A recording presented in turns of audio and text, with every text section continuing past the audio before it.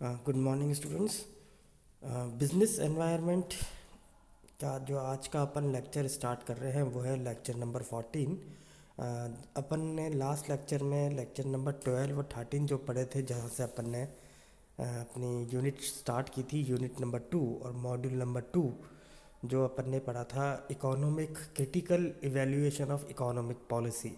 तो जिसमें अपन ने मॉनेटरी पॉलिसी और फिस्कल पॉलिसी, इन दोनों के बारे में हमने एक इवैल्यूएशन देखा था कि क्यों ये पॉलिसीज़ मेंटेन की जाती हैं, क्यों बनाई जाती हैं, किस क्या क्या इसके अंदर हम चीज़ों को इवैल्यूएट करते हैं, कौन इसको पॉलिसीज़ को बनाता है, कौन इवैल्यूएट करता है, इम्प्लीमेंट करता है, मॉनिटरिंग करता है। ये सारी चीज़ें हमने उस 2 लेक्चर्स के अंदर पढ़ी थी। आज का जो अपना लेक्चर है दैट इज़ इंडस्ट्रियल पॉलिसी, जिसे हम लोग कहते हैं औद्योगिक नीति। तो ये जो आपका industrial policy plan of the country है, ये इसको हम लोग शॉर्ट फॉर्म में कई बार आईपी भी इसको कहते हैं। और इसका जो मेन जो हम कहते हैं मेन ऑब्जेक्टिव या मोटिव कि to encourage the development and growth of manufacturing sector of economy. तो भारत की जो अर्थव्यवस्था है इकोनॉमी के अंदर, उसमें जो मैन्युफैक्चरिंग सेक्टर्स का जो रोल है उसको हम किस तरह से इन्हेंस कर सकते हैं, बढ़ा सकते हैं। तो उस पर्पज़ से हम लोग इस टॉपिक को पढ़ रहे हैं। तो the government take measure aimed.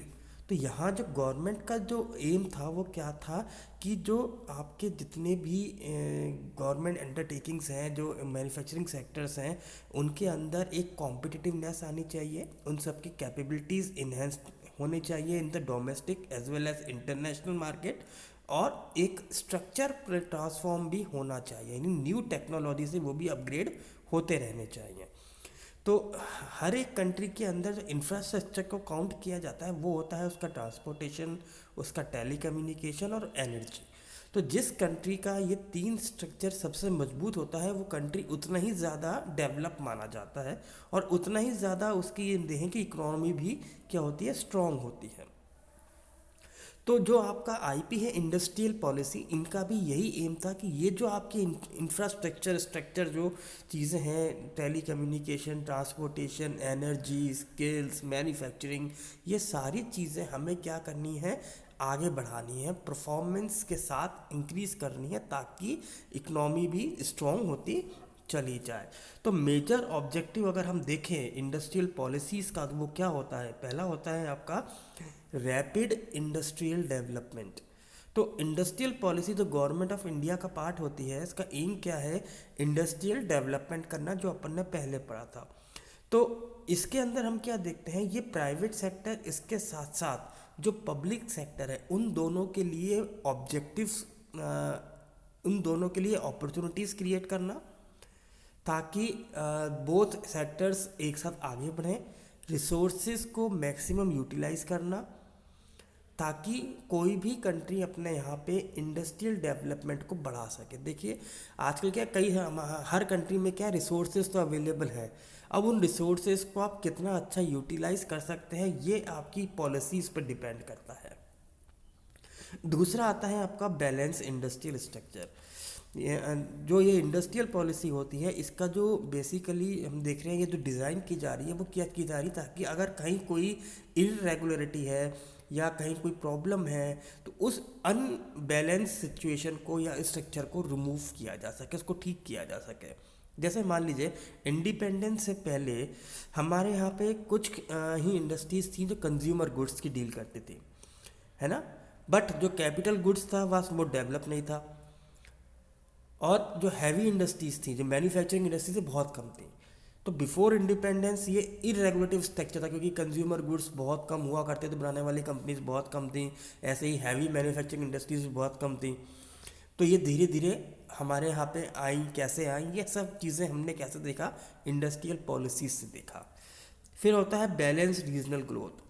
Industrial policy का जो ये एक बहुत इंपॉर्टेंट ऑब्जेक्टिव या एम देखा गया है कि कई ऐसे एरियाज़ होते हैं जो अंडर डेवलप्ड है ना। कुछ एरियाज़ देखिए तो बहुत ज़्यादा डेवलप्ड है, जहाँ पे बिजनेस बहुत अच्छा है, इंडस्ट्रीज़ बहुत अच्छी हैं, बहुत अच्छा ग्रो हो रहा है। और उसी के कंपैरेटिव में देखिए कोई एरियाज़ ऐसे हैं जहाँ पे इंडस्ट्रीज़ तो हैं पर वो अनडेवलप्ड है, प्रॉपर काम नहीं कर पा रही। तो ये जो आपका इनबैलेंस है, इसको भी दूर करना इंडस्ट्रियल पॉलिसी के अंदर ही माना गया। जैसे आप देखिए महाराष्ट्र, गुजरात, ये बहुत ज़्यादा डेवलप्ड एरियाज़ हैं, जबकि बिहार, उड़ीसा ये थोड़े से अंडर डेवलप्ड एरियाज़ हैं। तो सबसे पहली जो इंडस्ट्रियल पॉलिसी बनाई गई थी वो बनाई गई थी 1948 में। तो इसमें ये क्यों बनाई गई थी, इसके जो पीछे एम था वो था कि सोशल ऑर्डर जहाँ पे जस्टिस, इक्वालिटी, अपॉर्चुनिटीज़ हर पर्सन के लिए अवेलेबल हो, क्योंकि हम आज़ाद हो चुके थे, इंडिपेंडेंस हो चुकी थी। तो ये अब जो आईपी बनाई गई, पॉलिसी बनाई गई, उसका पहला ये रखा गया कि लोगों को समान अधिकार मिले, समान इक्वलिटी के साथ जिए, सबको समान अवसर मिले। ऐसे ही जो लोग हैं उनकी स्टैंडर्ड ऑफ लिविंग में थोड़ा सा इम्प्रूवमेंट हो, वो रिसोर्सेज को यूटिलाइज कर सके। देश में एग्रीकल्चर और इंडस्ट्रियल रेजोल्यूशन प्रमोशन भी होना चाहिए, और हर एक पर्सन के लिए एम्प्लॉयमेंट, रोज़गार की अवसर भी डेवलप होने चाहिए। ये 1948 की आईपी के अंदर बात रखी गई। फिर 1956 के अंदर जो इंडस्ट्रियल पॉलिसी बनाई गई उसमें क्या था कि इनकम और वेल्थ, यानी आपका जो रेवेन्यू कलेक्शन है और आपका जो एसेट बढ़ रहा था उसके बीच में कहीं कोई गैप था तो उसको दूर करना, कहीं कोई मोनोपोलिस्टिक चीज़ें चल रही हों, एक्टिविटीज़ चल रही हों, उसको रिस्ट्रिक्ट करना, पब्लिक सेक्टर को ज़्यादा से ज़्यादा ग्रो करना, मशीन मेकिंग यानी जो आपके जो मशीनों को काम करने के लिए जो रॉ मटेरियल इक्विपमेंट्स होते हैं, जैसे हम लोग कहते हैं इक्विपमेंट मैन्युफैक्चरर्स, उनको डेवलप करना, और इंडस्ट्रियलाइजेशन की स्पीड को बढ़ाना, यानी औद्योगिक क्रांति को बढ़ाना। ये सारी चीज़ें चल रही थी 1956 में। तो 1956 की जो आईपी बनाई गई उसमें 3 सेक्टर्स को क्लासिफाइड किया गया, schedule A, schedule B and schedule C. A के अंदर क्या किया गया, ए के अंदर पब्लिक सेक्टर एंटरप्राइजेस इनको रखा गया जो 17 इंडस्ट्रीज थी।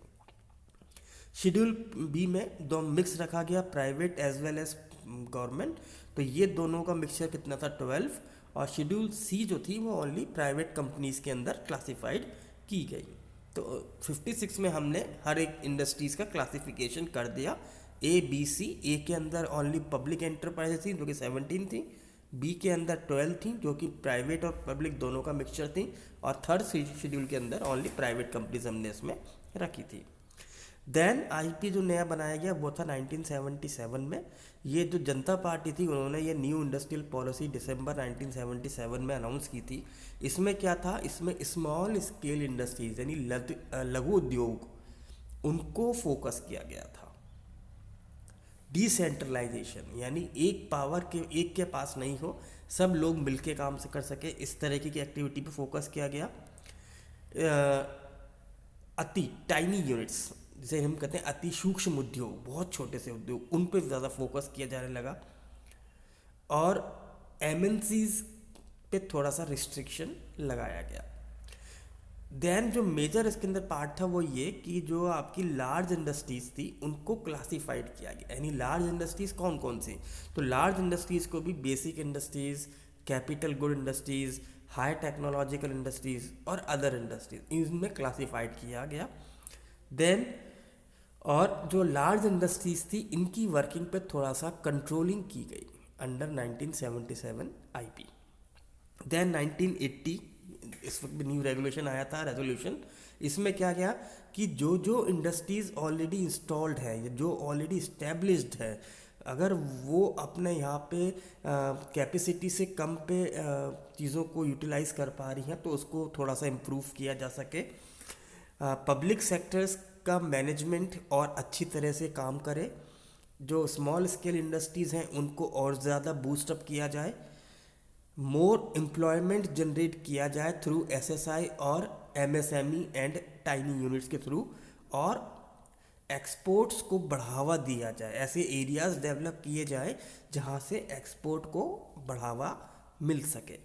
देन 1991, ये आप सभी को पता होगा, 1991 हमारे यहाँ पे सबसे बड़ा चेंज माना गया था जहाँ हमने एलपीजी लिबरलाइजेशन, प्राइवेटाइजेशन और ग्लोबलाइजेशन पॉलिसी इम्प्लीमेंट हुई थी 24 जुलाई को। तो यहाँ पे क्या था, पब्लिक सेक्टर को थोड़ा सा एक प्रोटेक्शन दिया गया। दूसरा एफडीआई का रिस्ट्रिक्शन थोड़ा हटाया गया एलपीजी के अंदर, ताकि आप जो स्टेट्स हैं वो लिबरल हों और maximum global companies international market के लिए गेट ओपन किए गए।